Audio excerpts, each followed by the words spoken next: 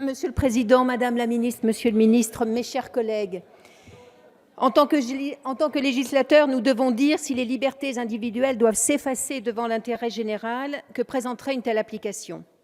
Ou pour le dire autrement, si Stop Covid est à la fois nécessaire, adapté et proportionné au regard des risques de restriction de nos libertés fondamentales, et j'ajouterais au regard du pacte social qui nous fait vivre ensemble. Il nous faut ensuite s'interroger sur la complétude d'une consultation par le présent débat de la représentation nationale et ce qu'il nous commande finalement. Cette application est-elle nécessaire? Je répondrai peut-être utile, mais certainement pas indispensable et certainement tardive. Le confinement est la mesure qui a réussi à endiguer la pandémie dans l'attente de la montée en puissance des masques et des tests. Le déconfinement à ce jour se passe plutôt bien. On parlait de 300 000 morts, nous sommes à un taux de létalité de 1 à 2%. Les gestes barrières sont bien acceptés, la responsabilité individuelle des citoyens par rapport à la crise est démontrée.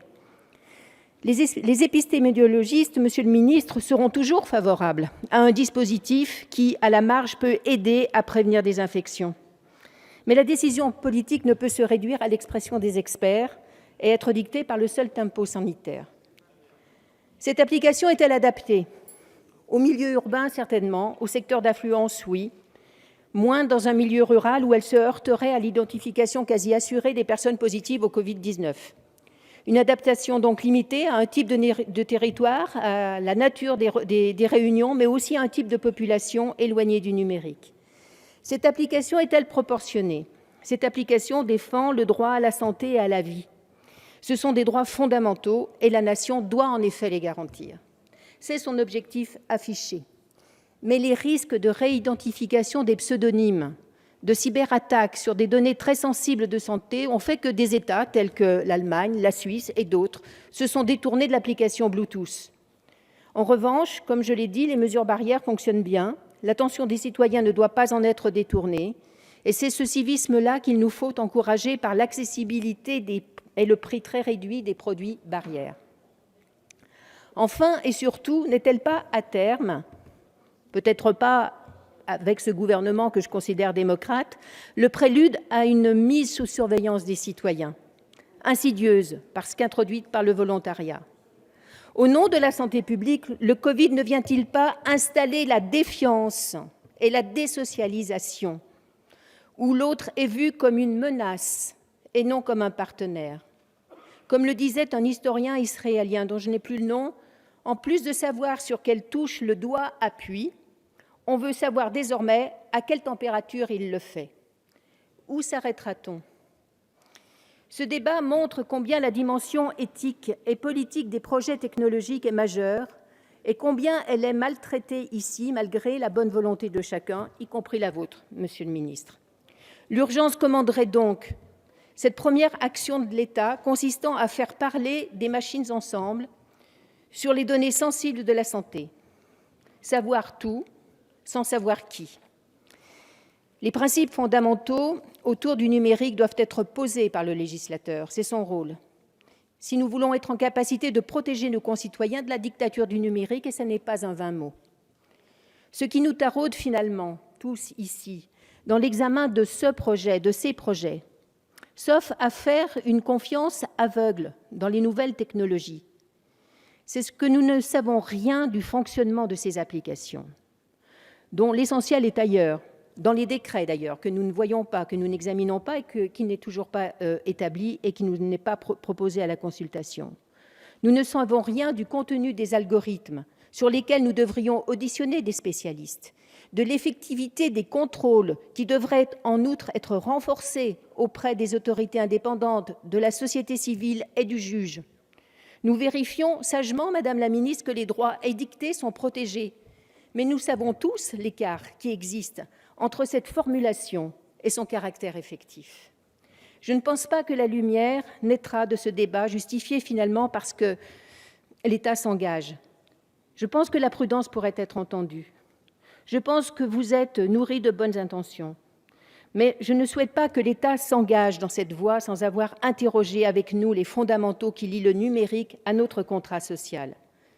Je crois que ce que nous commande ce projet, c'est l'élaboration d'une charte du numérique, avant que nous ne soyons pris par une autre situation d'urgence.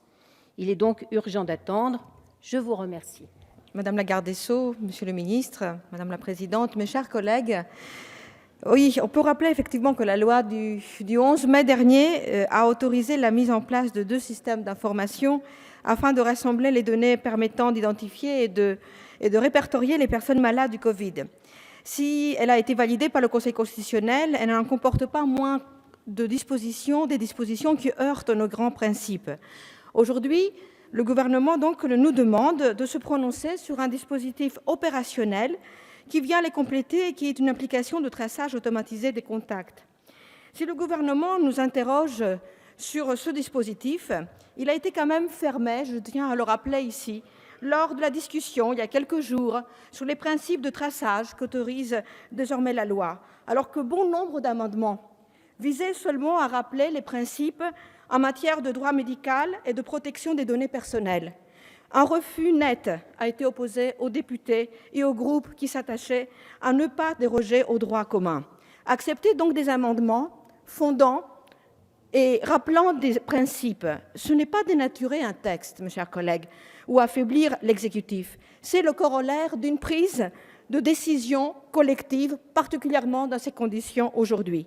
Et ce point n'est pas sans rapport avec le sujet que nous discutons aujourd'hui, car si on a refusé hier d'affirmer nos principes communs, on peut s'interroger sur le dispositif qui vient en complément des 2 autres systèmes mis en place.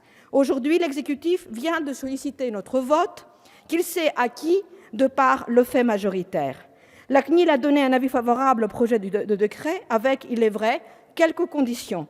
En période donc de peur et d'émotion, il est difficile de s'opposer ou d'alerter. Mais en tout cas, c'est pourtant ici le devoir d'une opposition responsable de le faire. Plusieurs donc problèmes se posent, des problèmes techniques, des problèmes juridiques et éthiques. Mettre en place un tel dispositif repose une efficacité présumée. En fait, il faudrait que toutes les personnes soient diagnostiquées régulièrement pour que le risque soit identifié en amont.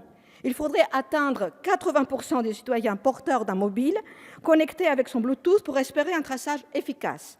Or, nous le savons, toute la population n'a pas de téléphone mobile et les estimations tournent autour de 75% et les personnes les plus âgées, a priori les plus exposées, en ont encore moins de 50% pour les plus de 70 ans. Par ailleurs, en zone très dense, très fréquentée, il y a un risque de nombreux faux positifs.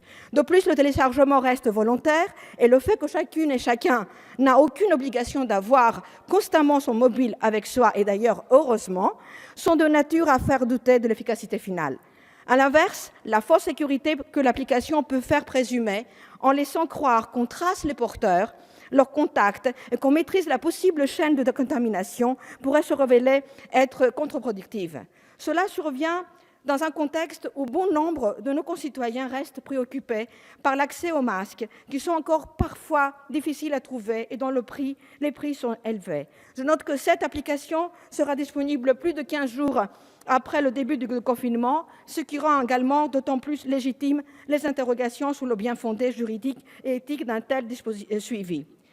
Les questions des problèmes juridiques, je disais éthiques, parce que l'objet de l'application est d'alerter les personnes ciblées, ce qui va à l'encontre du principe de l'intimité, de la vie privée et de l'anonymat.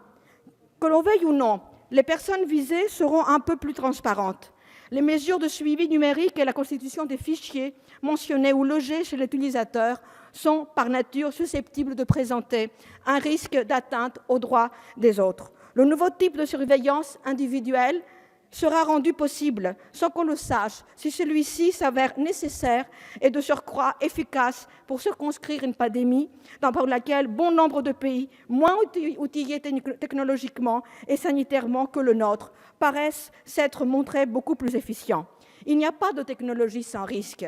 Les données collectées seront et pourront être partagées sans le consentement des personnes intéressées. C'est une expérimentation grandeur nature dont rien ne dit que l'objet restreint ne pourra être élargi demain, justifié alors par une réaction nouvelle face à un péril ou un événement grave qu'on n'aura pas su anticiper ou gérer en amont.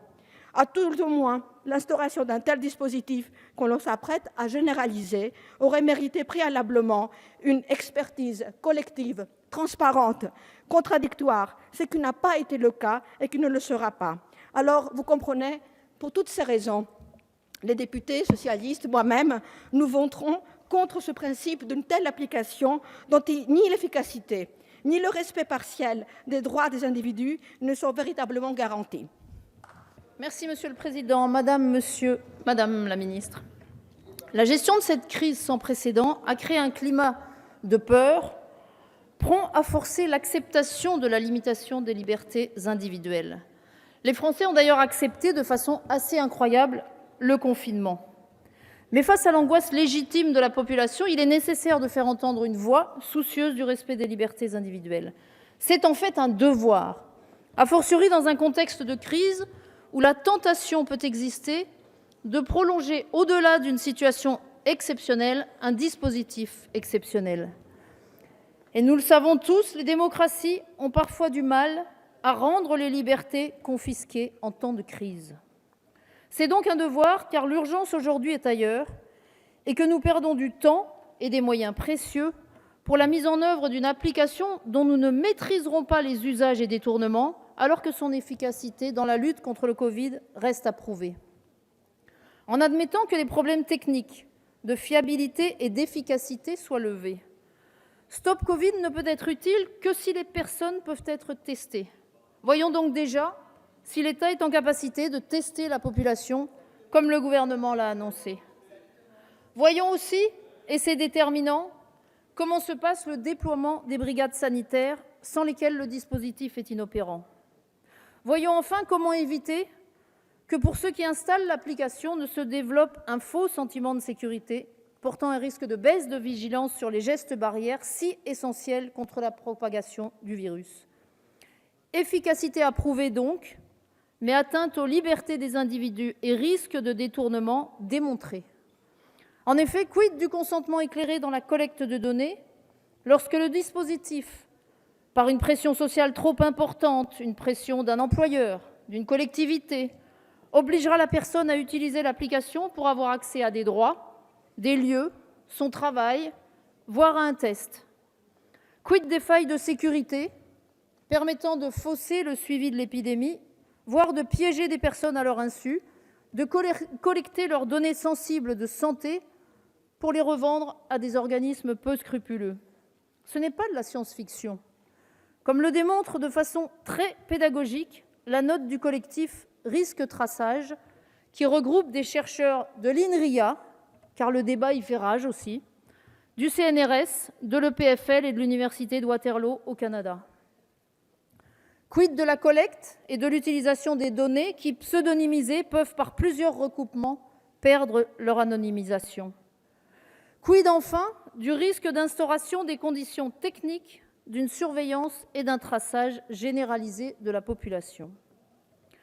La loi de prorogation de l'état d'urgence crée des fichiers de données particulièrement sensibles, collectés sans le consentement des personnes. Les données de santé, d'une part, et les données des contacts des personnes malades, d'autre part. Certes, aujourd'hui, aucun lien n'est prévu et envisagé entre Stop Covid et les deux fichiers créés, Contact Covid et SI-DEP. Le Conseil d'État l'a rappelé. Mais demain, que se passera-t-il si les brigades sanitaires chargées de remonter les chaînes de contamination et d'alimenter la base de données se retrouvaient débordées? On peut redouter, dans ces conditions, que SI-DEP et Contact Covid d'une part et Stop Covid d'autre part finissent par être combinés. La question est donc simple. Sommes-nous en présence de 3 traitements de données à caractère personnel ou en présence d'un seul traitement, lui-même constitué de 3 versants complémentaires qui, du fait de cette complémentarité, aboutit à la création d'un méga-fichier? Une réponse s'impose, car ce scénario de croisement de fichiers, destiné éventuellement à combler les éventuelles défaillances de l'identification manuelle des cas contacts, ne peut qu'inquiéter. Par petites briques, la surveillance et le traçage de la population et la collecte de ces données sensibles pourraient alors être mises en œuvre et leur acceptation facilitée, par le climat de peur et parfois de culpabilisation qui est entretenu. Monsieur le ministre, votre déclaration récente selon laquelle refuser d'être tracé, c'est accepter un risque significatif de malades et de morts supplémentaires, en est un exemple. Monsieur le ministre, je vous le dis sincèrement, les Français n'ont pas besoin d'un tel discours. Les Français ont besoin de tests, de masques, de gel, de médicaments, d'aide à l'existence, à la reprise de leur emploi et de leur entreprise, à une prise en charge cohérente et sécurisée de leurs enfants et de leurs aînés. La lutte contre l'épidémie demande des moyens humains en matière de soins et de suivi des personnes contaminées. Là est l'urgence aujourd'hui, celle à laquelle le gouvernement, les administrations, les laboratoires, les parlementaires doivent consacrer toute leur énergie, leur temps et leurs moyens, et non à ce projet inutile et dangereux.